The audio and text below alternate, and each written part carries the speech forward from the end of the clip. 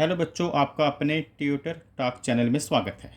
इस वीडियो में class 10 subject science के फर्स्ट चैप्टर के जो बैक एक्सरसाइज के क्वेश्चन है उसे बहुत ही सिंपल लैंग्वेज में आपको क्लियर करवाया जाएगा।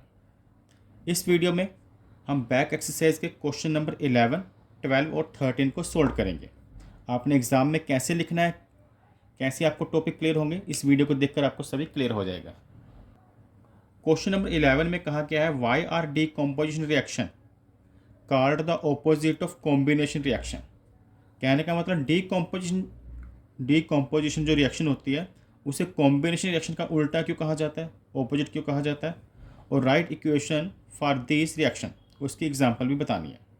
सबसे पहले समझते हैं कि डीकम्पोजिशन रिएक्शन और कॉम्बिनेशन रिएक्शन होती कौन सी है। आप एग्जाम में लिख कर आओगे कुछ इस तरह से, two or more compound are mixed to form a single compound is called combination reaction.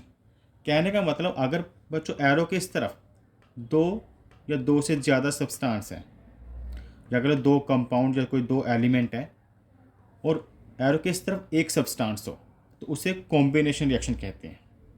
यानी कि रिएक्टेंट टू और मोर होंगे और प्रोडक्ट एक होगा तो उसे कॉम्बिनेशन मतलब ये कॉम्बाइंड होकर इसमें एक प्रोडक्ट बनता है। लेकिन जो डीकम्पोजिशन रिएक्शन की बात करें उसमें बिल्कुल उल्टा होता है। इसमें रिएक्टेंट तो एक है लेकिन जो प्रोडक्ट है वह दो या दो से ज़्यादा होंगे। When one substance split into two or more substance is called decomposition reaction, उसे हम डीकम्पोजिशन रिएक्शन कहते हैं। तो देखें इसमें क्या था, ए प्लस बी का ए बी बना, इसमें ए बी का ए प्लस बी बन गया। कहने का मतलब जो कॉम्बिनेशन रिएक्शन है उसमें एक प्रोडक्ट होता है और जो डीकम्पोजिशन रिएक्शन होती है उसमें रिएक्टेंट एक होता है, प्रोडक्ट एक से ज़्यादा होते हैं। तो इसमें इतना तो क्लियर हो गया कि ये दोनों आपस में उल्टे हैं, ऑपोजिट है। अब बात करते हैं एग्जाम्पल की। एग्जाम्पल में देखें तो डीकम्पोजिशन रिएक्शन की एग्जाम्पल है कैल्शियम कार्बोनेट को जब हीट किया जाता है। कैल्शियम कार्बोनेट यहाँ पर एक रिएक्टेंट है, जब उसे हीट किया तो ये इसमें प्रोडक्ट कितने बने, दो बने, यानी कि एक से ज़्यादा सब्सटेंस बने प्रोडक्ट साइड में, दो एक से ज़्यादा कंपोनेंट है, कैल्शियम ऑक्साइड और कार्बन डाइऑक्साइड। अब बात करते हैं कॉम्बिनेशन रिएक्शन में। कॉम्बिनेशन रिएक्शन में क्या होता है, जैसे ये कॉम्बिनेशन रिएक्शन की एग्जांपल थी कि जो रिएक्टेंट होंगे वह दो या दो से ज़्यादा होते हैं, दो भी हो सकते हैं, दो से ज़्यादा भी हो सकते हैं। तो हमारी एग्जांपल में दो रिएक्टेंट है, calcium oxide plus carbon dioxide. ये जब आपस में रिएक्ट करेंगे तो जो प्रोडक्ट बनता है कैल्शियम कार्बोनेट, तो इसमें एक प्रोडक्ट बना है। नेक्स्ट क्वेश्चन नंबर 12 करते हैं। क्वेश्चन नंबर 12 में पूछा गया right one equation each for decomposition reaction. जो डीकम्पोजिशन रिएक्शन जो भी अभी हमने क्वेश्चन नंबर 11 में भी डिस्कस की है उसमें क्या होता था कि रिएक्टेंट एक और प्रोडक्ट एक से ज़्यादा होते हैं, दो या दो से ज़्यादा। डीकम्पोजिशन की हमने कुछ एग्जांपल देनी है। Where energy is supplied in the form of heat, light and electricity. जैसे कैल्शियम कार्बोनेट को अगर हीट किया जाता है तो प्रोडक्ट बनते हैं कैल्शियम ऑक्साइड और कार्बन डाइऑक्साइड, तो ये तो हीट की एग्जांपल होगी। ये सिल्वर ब्रोमाइड वाली AgBr को जब लाइट, एनर्जी कहाँ से दी जाएगी, लाइट के थ्रू, तो ये हो जाएगा Ag और Br2, सिल्वर और ब्रोमाइन।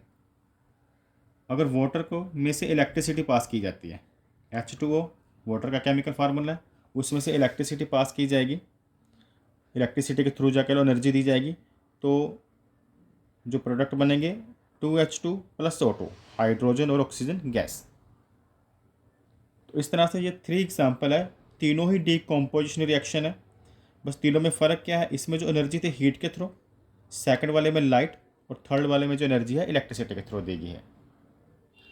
जो बच्चों क्वेश्चन नंबर 13 है उसमें कहा पूछा गया कि what are difference between displacement and double displacement reaction, write equation for this reaction. इनकी एग्जांपल भी देनी है।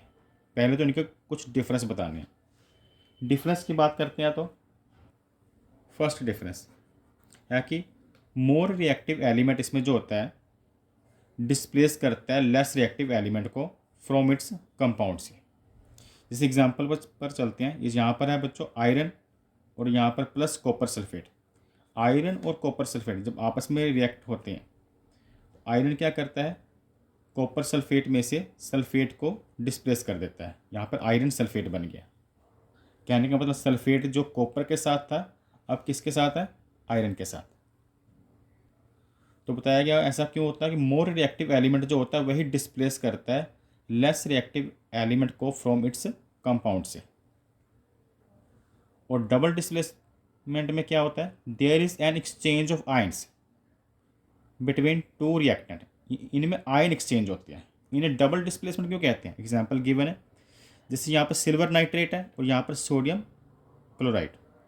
तो क्या हुआ बच्चों, ये जो नाइट्रेट था ये सोडियम के साथ अटैच हो गया और ये जो क्लोरीन था ये सिल्वर के साथ। देखो यहाँ पर AgNO3 था ना, यहाँ पर AgCl बन गया और यहाँ पर Na के साथ Cl था, लेकिन अब Na के साथ क्या है, NO3। तो डबल डिस्प्लेसमेंट हुई है। कारण क्या होता है, एक्सचेंज ऑफ आयन, इनमें आयन्स एक्सचेंज होते हैं। सेकंड डिफरेंस आप लिखोगे, इट इज़ स्लो रिएक्शन, ये स्लो होती है। और जो डबल डिस्प्लेसमेंट है इट इज़ फास्ट रिएक्शन, ये कम टाइम लेती है, ये टाइम ज़्यादा लेती है। Third difference, change of colour take place, इसमें कलर भी चेंज होते हैं रिएक्शन में। और इसमें प्रेसिपिटेट आर फॉर्म्ड, इसमें क्या बनते हैं, प्रेसिपिटेट। और फोर्थ आपने इनकी एग्जांपल देनी है, iron plus copper sulphate change to iron sulphate plus copper, यहाँ पर silver nitrate plus sodium chloride change to silver chloride और सोडियम नाइट्रेट। इसमें बच्चों देखो तो डिस्प्लेसमेंट है, तो ये सल्फेट था ये आयरन के साथ लग गया, इसमें डबल डिस्प्लेस हो रहा है, क्लोरीन सिल्वर के साथ और नाइट्रेट सोडियम के साथ। इसमें हमने क्लास 10 सब्जेक्ट साइंस पहले चैप्टर की बैक एक्सरसाइज के क्वेश्चन नंबर 11, 12 और 13 इस वीडियो में सोल्व किए हैं। Thanks for watching.